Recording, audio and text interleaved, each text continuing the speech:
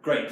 Hello everybody. I'm going to talk today about the third story. I've talked about this before, but I want to recap it. I think it's worth recapping. And what is the third story about? Well, you know, if you type, well, maybe you've seen this, one of our Slackbot responses, like, what's the 2% truth on each side? So what does that mean? What's that about? Why is that a useful idea? And that's kind of what the third story is. So I want to just explain that a little bit. So we tend to think in life that there is maybe like one right answer, you know, in any sort of decision space, that there is one discrete right answer that we could find. And actually, reality is much more like this, right? There's a sort of spectrum of answers, some of which are more useful than others. So how do we make sure that we get a good, useful answer from among the spectrum of ideas, right? Well, here's something to think about. When we make, so the reason why this is, so the reason why this is important is, you know, it comes back to the old thing about, like, what's your business, what's not your business, like, when other people make decisions that you don't agree with or that somehow don't make sense to you. Like, we have a whole spectrum of answers, and we think that there's one right answer, but actually it's more true that there's a range of answers, and someone else has picked one that's very different from yours. Like, how could that be? What could be going on there? Like, it's a very human thing for us to do, to get caught up in that moment in thinking, you know, this other person's a moron, how could they possibly think that this was a sensible way to behave? So, the third story is a bit of an antidote to this. And it starts by saying, you know, maybe there is, you know, maybe we think that we're looking at this, maybe we think that there's some stuff that we both see. You know, maybe there's some stuff that I see that you don't see, maybe there's some stuff that you see that I don't see, and maybe there's this overlap in the middle, right? This is sort of our perception of how we think things are. But actually, reality is much more like this. The stuff that I see and the stuff that you see is very distinct, right? And why is that? Like, what's going on there? Why does it sometimes seem like there's no overlap?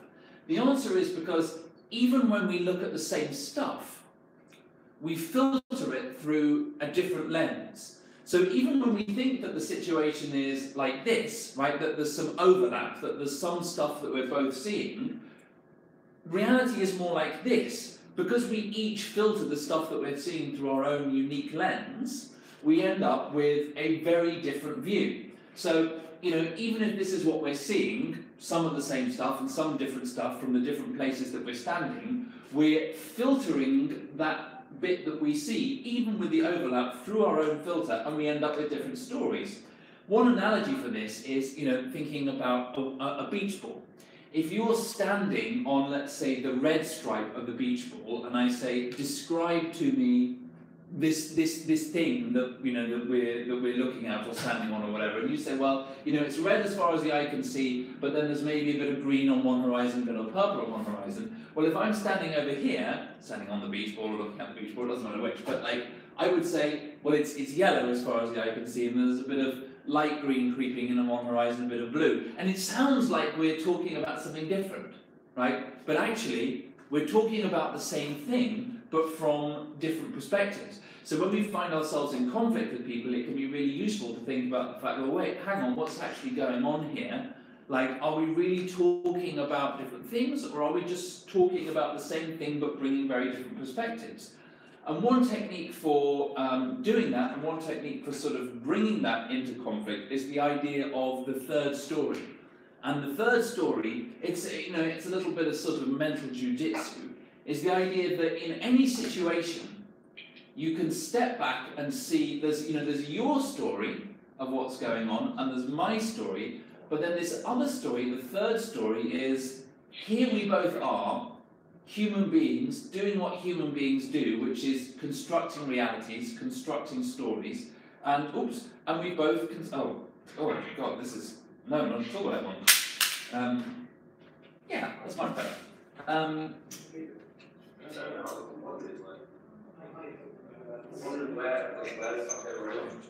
Strange. Somebody is. Could whoever it is mute? That would be fantastic.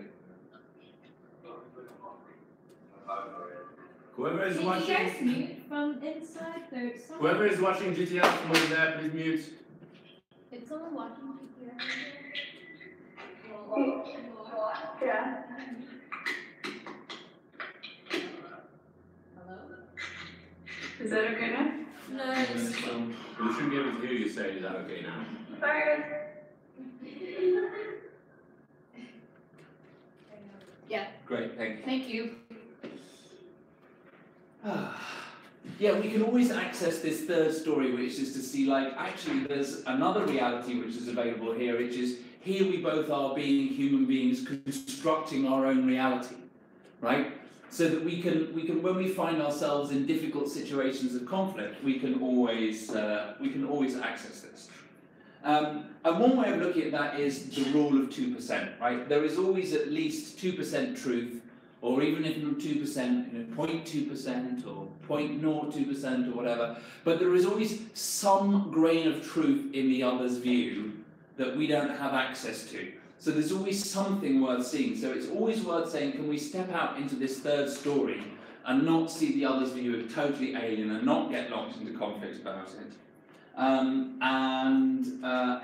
be willing to see that. But I wanted to acknowledge that. Okay, so that was just a little recap, a little bonus feature. What I really want to talk about this week a little bit is some ideas around doing stuff differently. And I think the first thing to say about doing stuff differently is, rather like as Dr. Hook so rightly told us, when you're in love with a beautiful woman, it's hard. And doing things differently is hard. And why is that the case? Why is it so hard to do things differently? Maybe you remember this fella. We haven't seen him for a while. The Orange Creep. This is another older GTF favourite from, I don't know, about 3 years ago, I think. But what was Orange Creep about? Orange Creep was about saying if we want to do something different, we have to be aware that the prevailing way of doing stuff, like the sort of orange value set that's out in the world, this was where we were at the time, this is where I was at the time, is going to come and try and get us. And it's gonna try and creep in, and we have to resist it. Okay, maybe that's in itself helpful or unhelpful, but it's a little bit of background. But this idea that there is something happening in the background culture, like it is very influential on us. Like there is something that we're genuinely pointing to in this idea of orange creep, and I think that we can illustrate that with the idea of social distance. You can download any number of charts like this that tell you about these different zones, is it 3 zones, is it 5 zones, etc. And Dan, maybe you could come and help me with this for a moment. We could just come and stand here.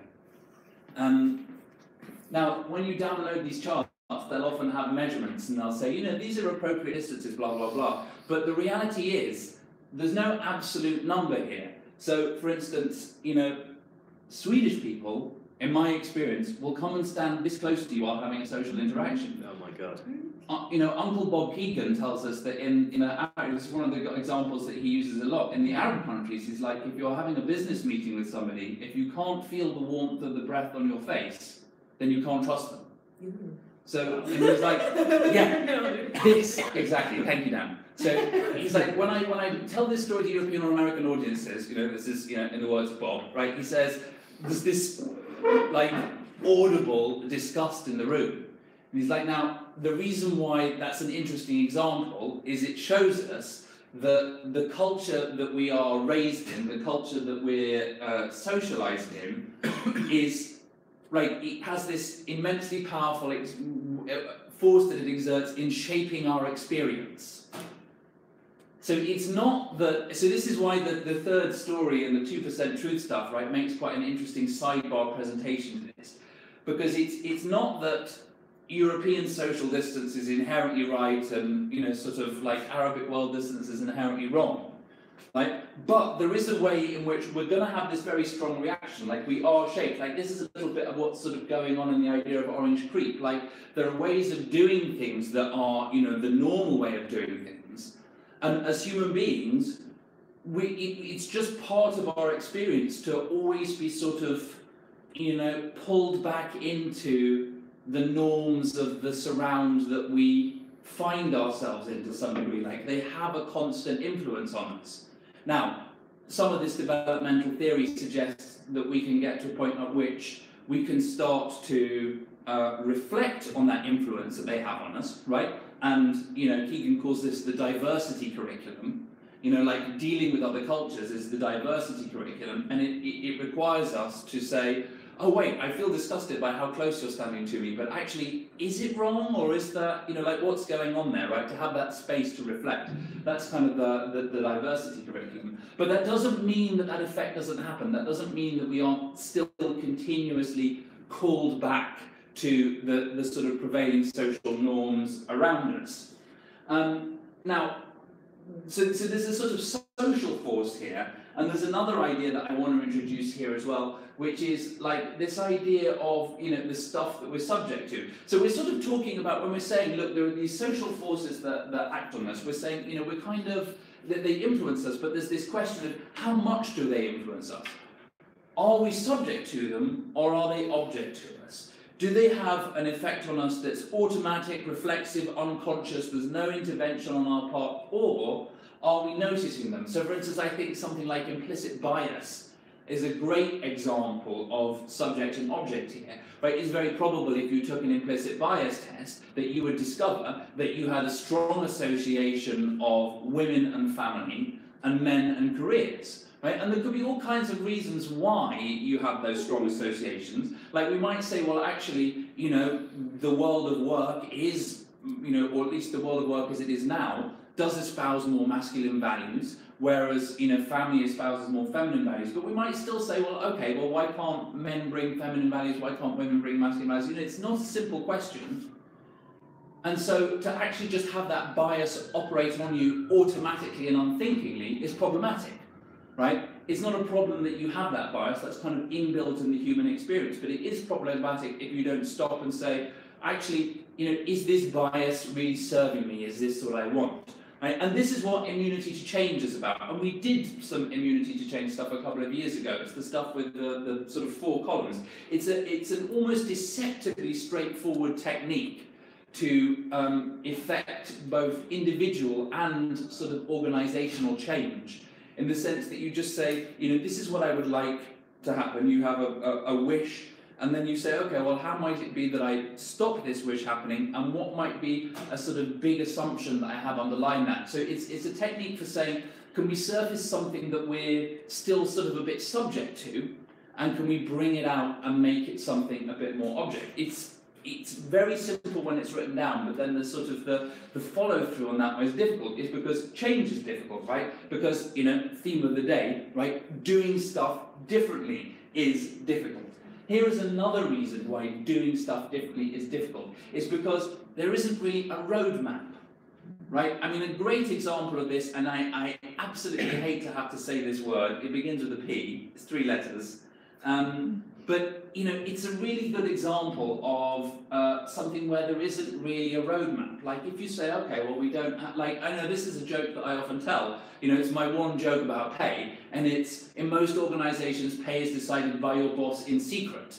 So there are 2 ways that doesn't work for us, No boss, no secret. So what are you going to do? What are you going to do? What is, if we could just say, well, this is obviously best practice, we'll just do this. Why are we dicking about trying to come up with our own model? We'll just do best practice. And it's like, well, because there isn't really one. There's another way that makes doing things differently hard. Another way in which it's always just easier to say, well, let's just slide back into the way that everybody else does it. Which we may or may not want to do, right? So Jay mentioned this earlier in the week, that something like whatever it is, 4% of organisations survive beyond their 10th birthday.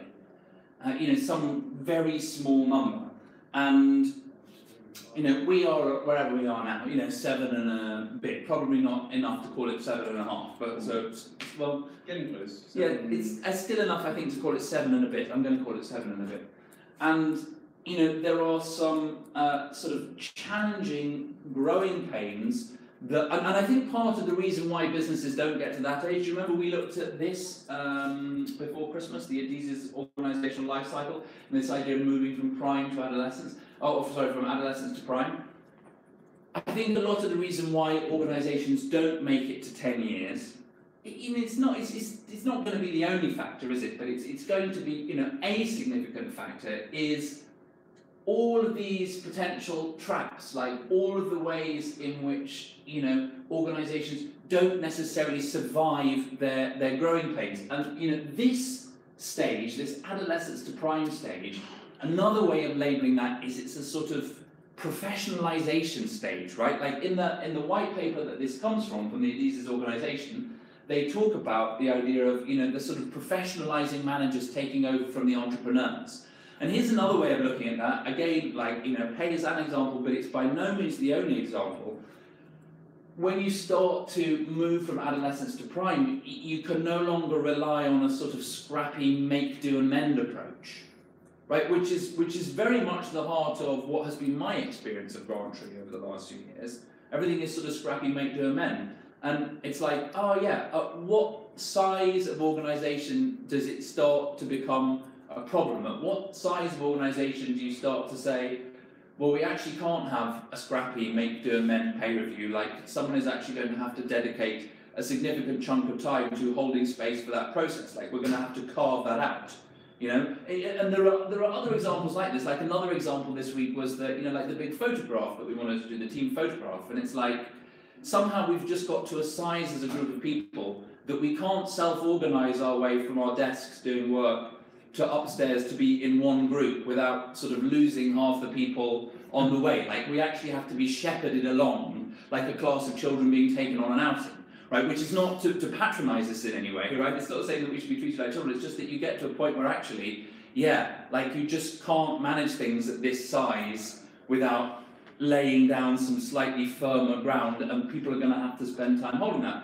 So I think part of the challenge is that organisations don't necessarily survive these growing pains, because it can go either way, right? If you totally resist professionalisation, then the sort of scrappiness can cost you your life. But on the other hand, if you over-professionalise, if you over-systematise, then you drain the life out of the organisation and you have premature ageing. So there are lots of sort of risks and pitfalls here. It is a difficult period to navigate. We're talking about the challenge of doing stuff differently, and you know, I want to sort of shift to think about like what is it that we do differently, like what is it that we are trying to do that is different. And I actually, in my notes as I was sort of preparing for this, I wrote down, you know, open culture is open culture an experiment, or like is it a belief? I think that was what I wrote down. And then Dan sent me earlier today like a draft document just to make some comments on, sort of putting some more explanation on a new purpose for the organisation. And in that he says that Grantree is an experiment, an act of faith. This you will recognise as the leap from the lion's head in Indiana Jones and the Last Crusade, and a work of art. Smaller in real life. It always is. It always is. Mona Lisa. And I think that that's significant, right? Like, how is it that we are trying to be different? And some aspects of that are because I really like the way in which we're saying, well, we'd like there to be, you know, we'd like there to be more of this. We'd like there to be more of a sense of the organisation.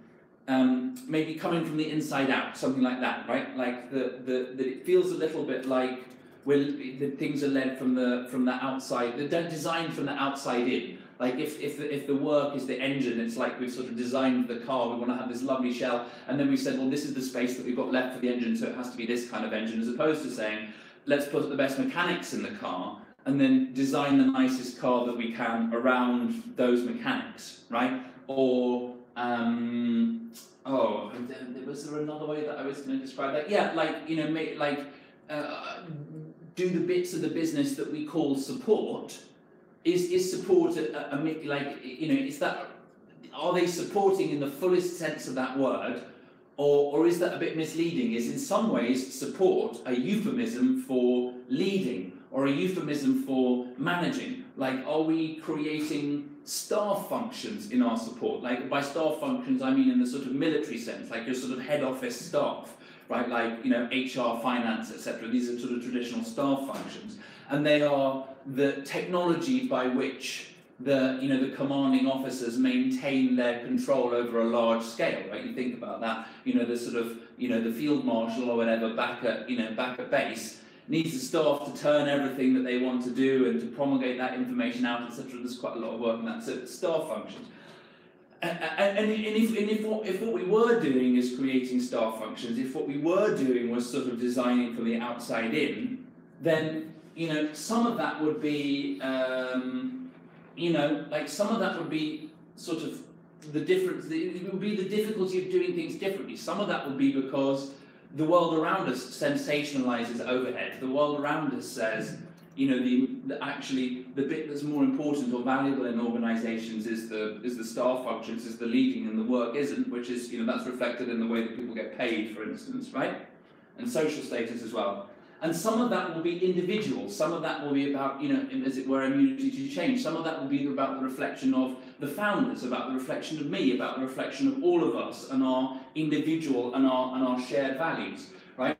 So, you know, if we are as we are now, like there are reasons for that.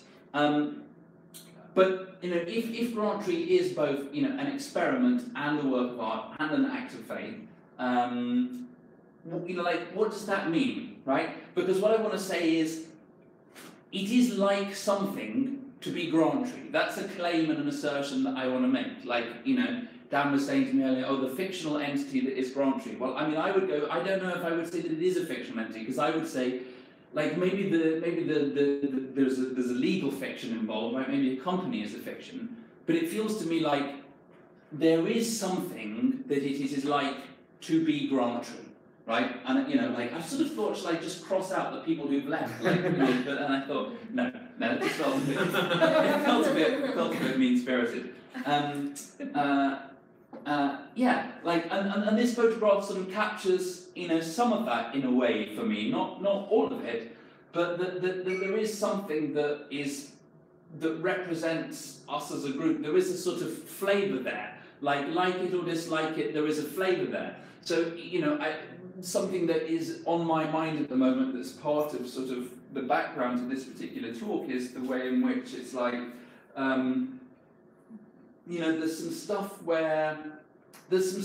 that just seems hard for us to change, right? Like we could say, you know, like, you know, do I hear the voice of George, you know, echoing down, you know, through the years, right? Just Jason. You know, like sort of, you know, like coming from the other side, you know, saying, oh, we spend too much time on culture. Well, you know, here we all are, you know, it's the culture hour, welcome. But that it's like, yeah, you know, is that, like, how central is that to us? Why does that, so there's something about this way in which, like, okay, we'd like to change that, but it seems hard to change. Like, it seems sort of central, it's central in some way to who we are. Central in this idea of, you know, things not just being an experiment, but there being something more intangible. Like, you know, I'm going to draw, I mean, you know, Dan has these three things, but I'm going to draw a line down here, and I'm going to say that, you know, experiments, rationality, science, fantastic. Like, all in favour of that, right? The pursuit of truth, great. And, you know, when it comes to things that are scientific, you know, there is stuff that is true and there isn't true, and there's a way that we can work out which it is, and there's a right answer and there's a wrong answer. Well, there's a method by which we determine truth, right? And you could say, well, I have a theory about what's true, and you have a theory about what's true. But eventually, if we could have enough data, we could say which one of us was right and which one of us was wrong, right? That's...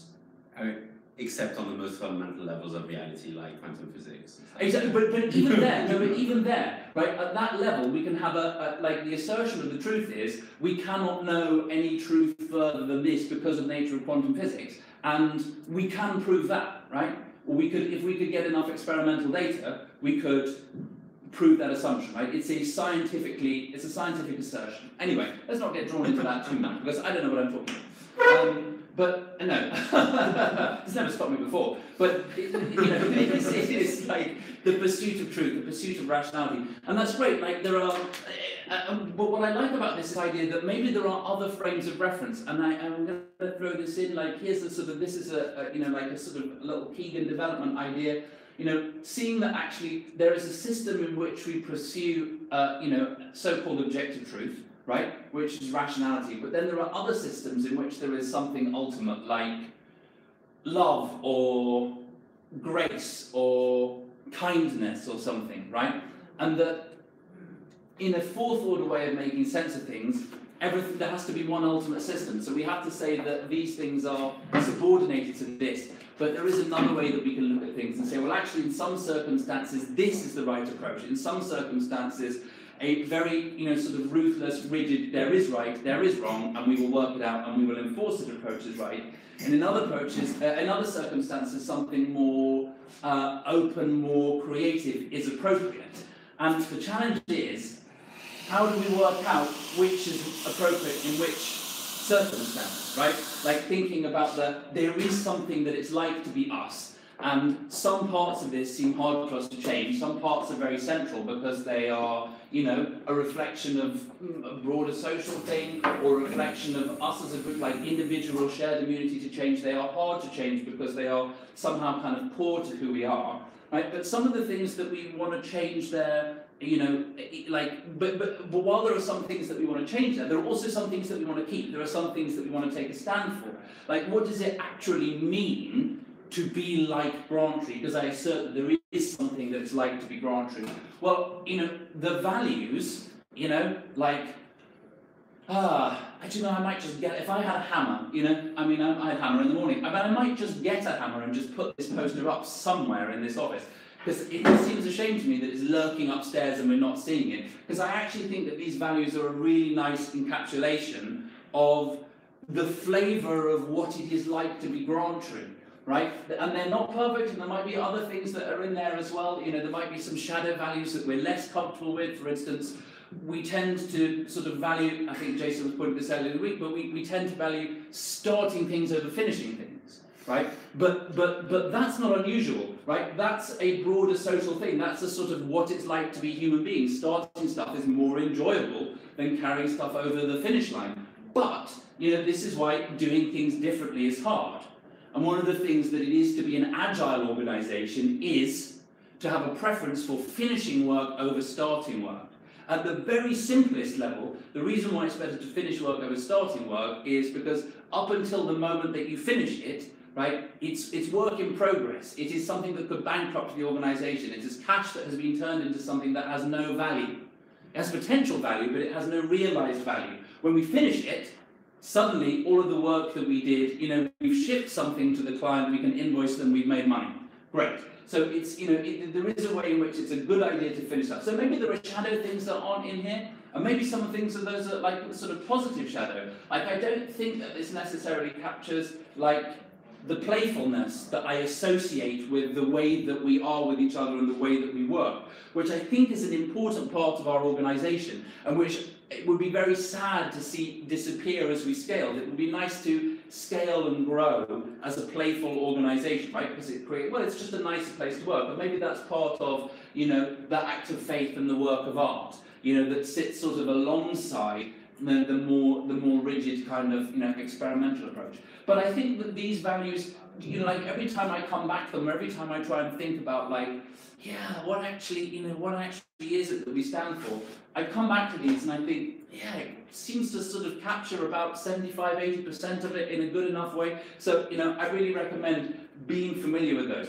So, I'm sort of talking about, the importance of taking a stand and making a choice. When we take a stand, when we make a choice, when we say we're going to do something, particularly when we're going to say we're going to do something different, there is a cost involved in that, right? Because we're saying, this is what we are about, and we're not about this.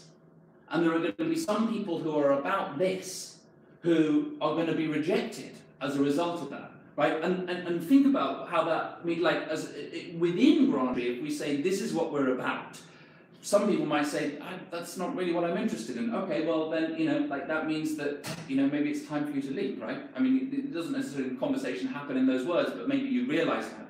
But then that's also true for clients. If we say, we're interested in being the #1 provider for software companies, for taxpayers, that means there are a load of really cool companies who we're just not interested in helping anymore. Sorry. Right? And we have to be willing to take that stand and make that choice and recognise there's a cost in us losing those people who don't feel they're aligned to the thing that we are. There's a cost in us not servicing those clients who are, not aligned to the thing that we're doing. And maybe it's a cost worth bearing because of the value that we get out of the choice that we've made. But there is something difficult about that business of making a stand and making a choice.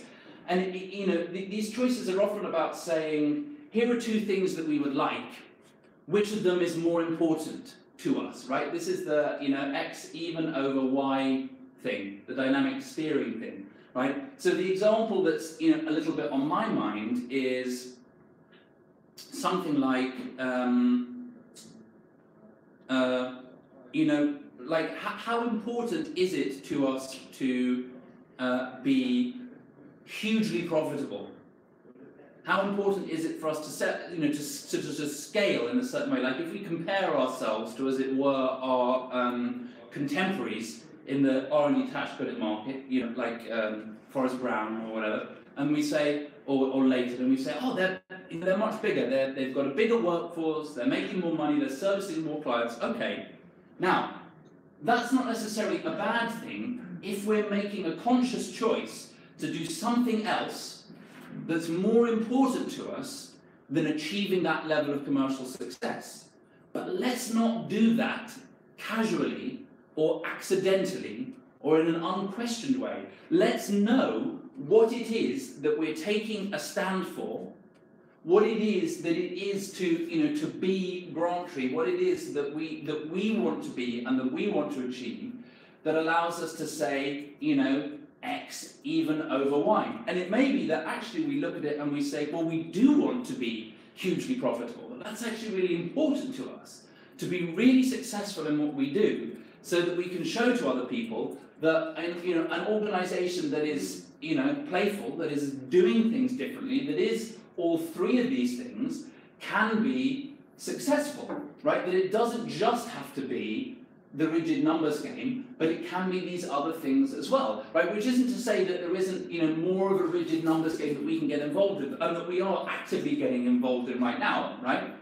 But that maybe there's other stuff going on as well. And the feeling that I have about this generally is that capitalism is not a very human-friendly system, right? I think of Scott Alexander, who writes the blog Slate Scars Codex, and he says, spending all day sort of looking at tiny numbers is just really not something that the human brain is very good at. The human brain is a distraction engine. So to actually have to manipulate these small pieces of quite arbitrary information in a very precise way all day is really not something that we're just sort of using this phrase very casually, designed to do, right? I mean, we're not designed, but you see what I'm saying? Like, it just doesn't really go with the grain. For some people who have, like really above average attention spans, it kind of does, but for the vast majority of us, it doesn't. And, Scott says, well, because his practice as a psychiatrist is in Berkeley near the financial district, he says he has a lot of people coming to see him as patients saying, like, I'm the vice president of tiny numbers, and I find I can't just look at tiny numbers all day, please give me Adderall. And he's like, some of this is about the fact that actually looking at tiny numbers all day is just not actually really a very meaningful human activity. Or if you've read Sapiens, that's another little plug for Sapiens. It's like Justin never left, Are you talking about purpose? Well, in some ways I am, yeah. And Sapiens says, actually, look, everything from the sort of, agricultural revolution onwards seems to be stuff that almost seems to take us further and further away from the sort of core humanness in our lives. And I know this is a very sort of like dewy-eyed, romantic, sort of noble savage idea, but the point is that, like hunter-gatherers just didn't have to work as hard as us. They didn't work 40 hours a week. They didn't, right? They worked in smaller, intense bursts, and then they spent the rest of the time, sitting around saving energy for the hunting and the gathering, socializing, interacting, having sex, yes, raising children, gossiping, grooming, like in these activities that sort of feel really human. So in some ways what we're doing is a bit weird, because what we're trying to do is we're sort of trying to inject the sort of human heart back into a system that isn't really a human system. It's created by humans, but it's not really sort of amicable to, the core of our humanity. And, some days I think I shouldn't do any of this, I should just chuck it all in and, go and be a subsistence farmer in, Latin America. That would be straightforward, wouldn't it? Just, a couple of chickens and a vegetable patch and, meditate and, great, fine, and the solution to the problems that are facing us as a species are not, I genuinely think, are not going to come from either individual or collective dropping out of capitalism, because capitalism is so widespread. And I have no evidence for this at all. I have only personal conviction. My personal conviction is the thing that comes after capitalism, the thing that is an evolution of capitalism, is going to have to arise up, from within it and sort of colonize it as an infection from the outside out. So it's already going to have the bedrock of capitalism, then it's going to need to be something else that can be injected into that system rather than something that tries to outperform it. Because I think that there is already a pandemic of capitalism, right? It's infected us so completely as a species that we can't hope to arrest it in any meaningful way by having something that comes out from the outside. Now, as I say, I'm sure there are people who actually model this and know about this and, might disagree with me, but this is my instinct that this is, my personal conviction is, although it does seem attractive to say, let's go off and, or just sort of drop out of the system, that actually saying, no, let's inject some heart back into the system so that it can evolve is something that's worthwhile doing, which doesn't mean that it isn't also important for us to have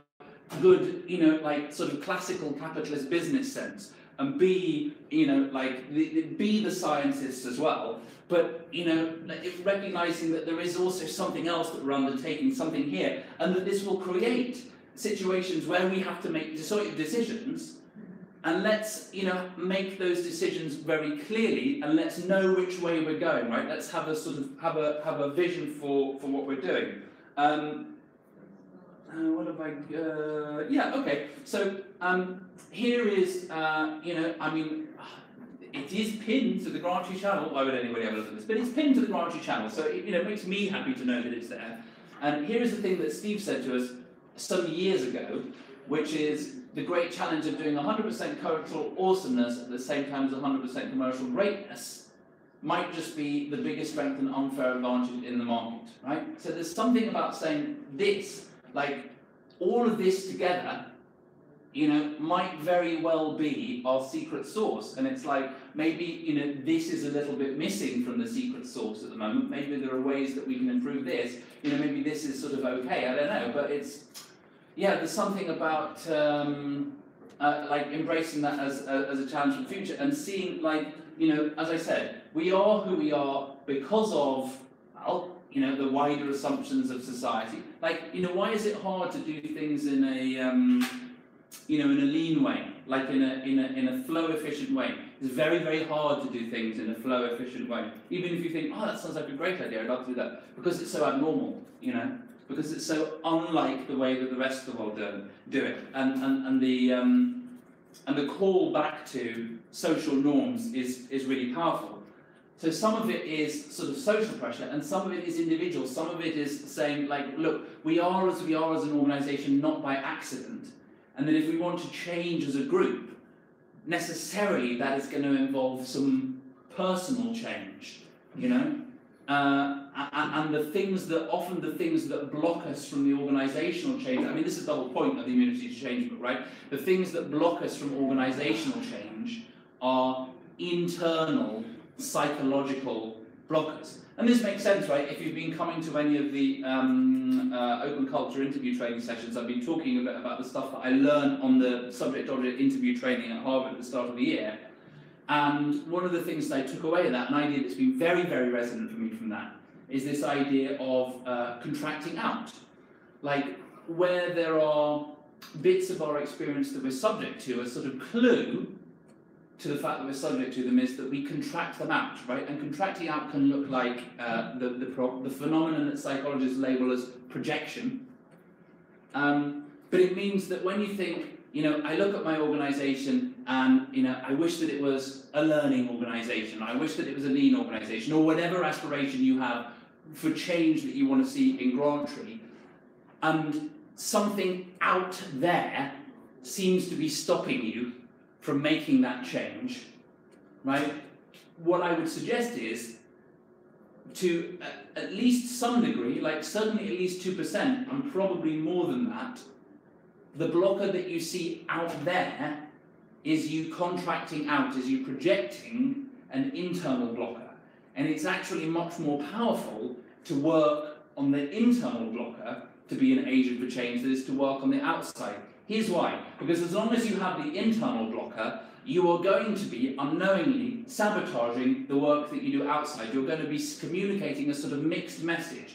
You're going to be working to make it happen with one hand, and then, sort of while looking away, the other hand is going to be undoing the work, because that's your commitment to how things are, right? You definitely have a commitment to how things are, because things are as they are now because of the influence that you've had on them, right?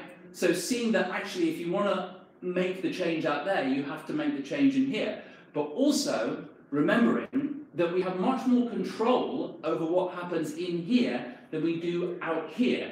It's like we have much more authority to just go ahead and start making changes in here than we do out there. So one very powerful way to be an agent for change is to work on yourself. I mean, the immunity to change is a great framework for doing this. There are other ways of doing this, but that's one that's available. So, where are we? What next? I've talked a bit today about the idea of doing stuff differently. We started out with a bit of a recap about the idea of the third story and how we can deal with conflict by remembering that there's this reality that we find ourselves in where we're both constructing different realities, and that allows us to maybe find 2% truth in anything that anyone is saying, right? That was the sort of bonus feature at the beginning. And then I've been talking about how it's hard to do things differently. And it's hard to do things differently, which includes both differently to society at large, but also differently to how we have done it before, because of the way that social pressure operates on us, because of the way, we're always called back to the norms of our society, because of the way in which we have an immunity to change. There are things that we are subject to, there are things that we don't know about that push us around, that we haven't examined yet. So it is hard to do things differently, and we are trying to do things differently. We aspire to do things differently, and it's good for us to articulate, actually, what does that mean? Like, what is it that we are trying to do, and how is it different? So that, not only can we make changes now to improve it so that we get better, but we can hang on to the stuff that is, important to us to hang on to. Because there is some stuff, it's like there's 4 quadrants, right? It's a classic, well, there are always 4 quadrants. That's obviously tautological because they're quadrants. I love that. If I stand here, am I going to find out that there's a pen nearby? Do we think? What are the chances if I just sort of... No. There definitely is a pen that lurks around because I gesture with it.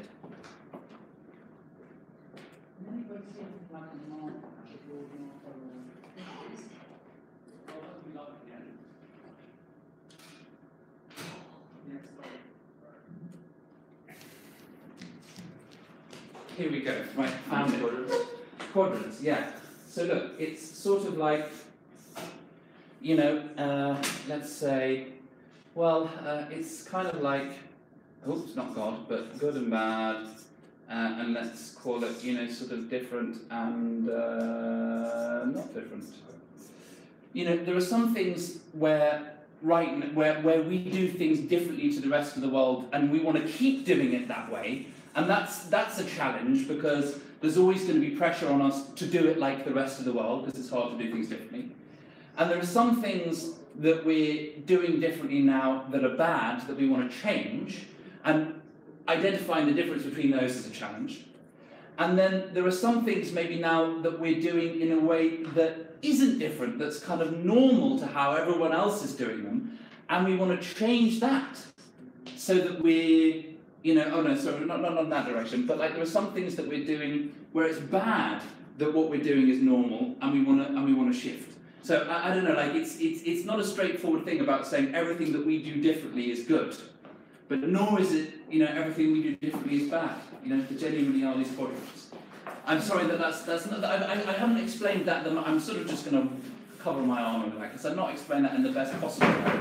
But it only occurred to me to draw those quadrants now. Anyway, look, I think that. So what happens next? In some ways, fuck if I know. If I'm on, I'd love to say, oh, this is what happens next. This is the one clear next step that we take. And I don't know.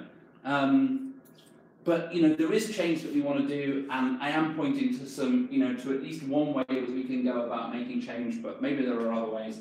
I'd welcome points, questions. I have a couple of things. Yeah, please.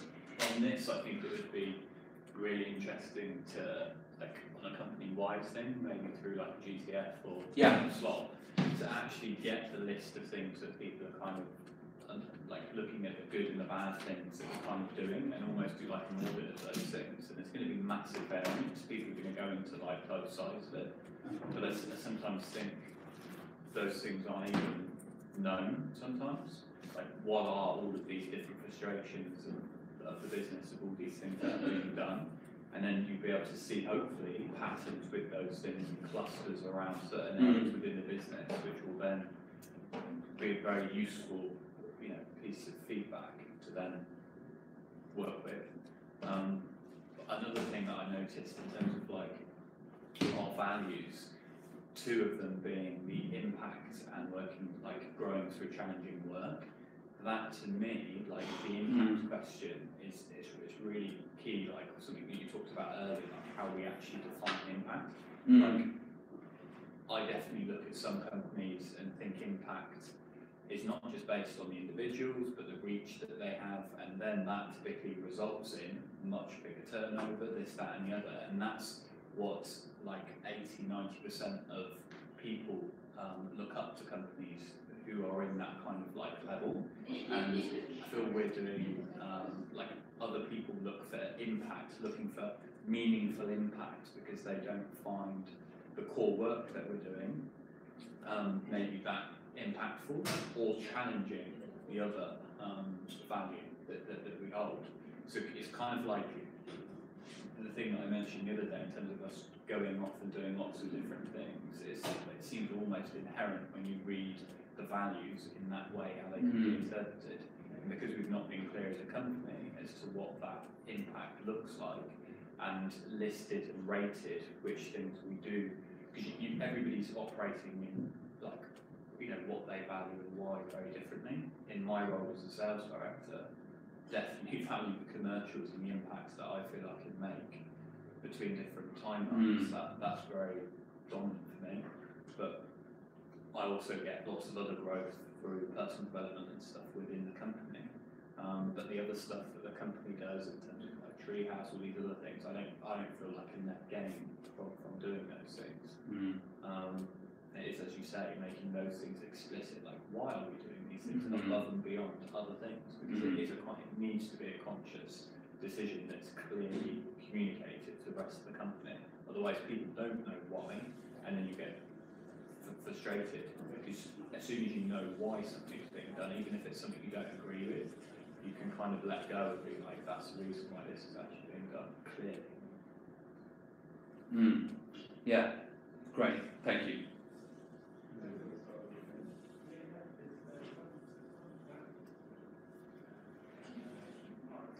Right. Okay. Awesome. Thanks, everybody.